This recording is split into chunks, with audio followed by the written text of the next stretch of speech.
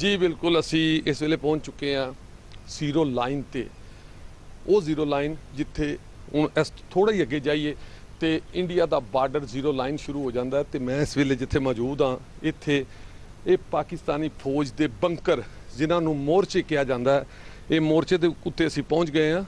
इस तो अगे अगर असी वधांगे तो नाल दफा के लोग ने, पाकिस्तान के रेंजर के लोग ने, फौज के लोग मौजूद ने।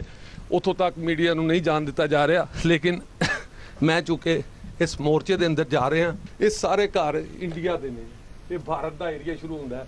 तो साड़ी पाक फौज के जवान इत्थे बैठ के अपने असले के नाल मुसल्ला होके ते इत्थों उन्हां वल ध्यान रखते हैं, देखते हैं कि कोई बंदा साड़ी पाक सरजमीन के उत्ते कदम तो नहीं रख रहा।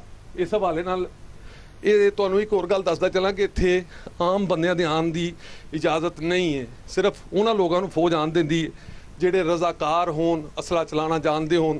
लेकिन अगर कोई